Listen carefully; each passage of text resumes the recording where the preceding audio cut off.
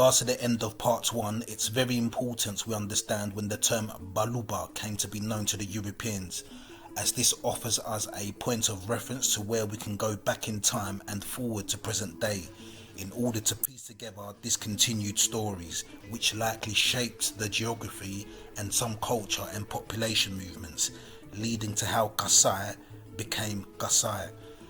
By the early 19th century, the Omani Empire would have already spread their influence up to the coast of today's East Africa, which created a population of Swahili-speaking people who also adopted Islam. Hence the word Swahili itself means coasts in Arabic. These Sultan Arabs would have at some point come into contact with the Portuguese and Angolan traders, exchanging items, enslaved people, and likely some culture, customs and practices. In relation to practices, archaeological research conducted on the grounds of Omani Peninsula found that the populations within Oman had a prehistoric ancient practice on butchering meat, and the meat in question is dog meat.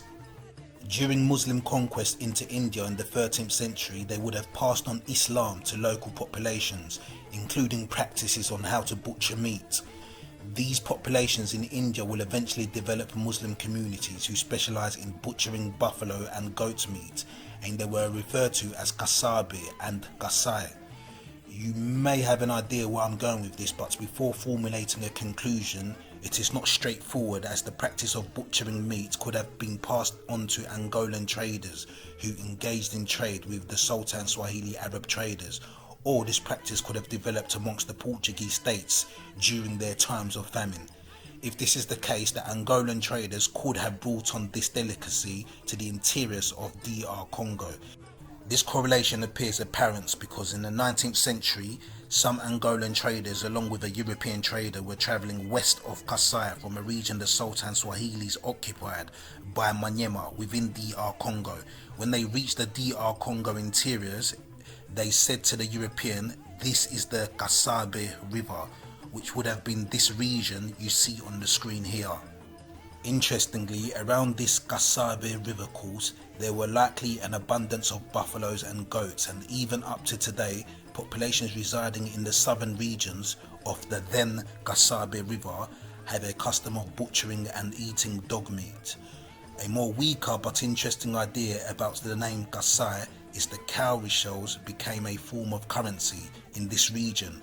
However, cowrie shells are not from the interiors of DR Congo and would have had to have been obtained by traders from the coasts.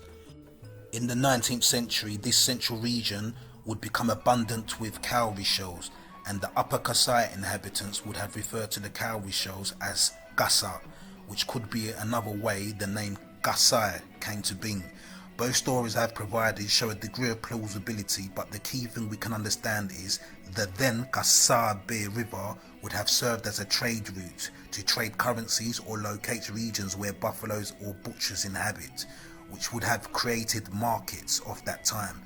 The term Gasa would have been short for the term Kasabe, and Gasa perhaps turned into Kasai, perhaps also being interchangeable with Gasa for cowrie shells.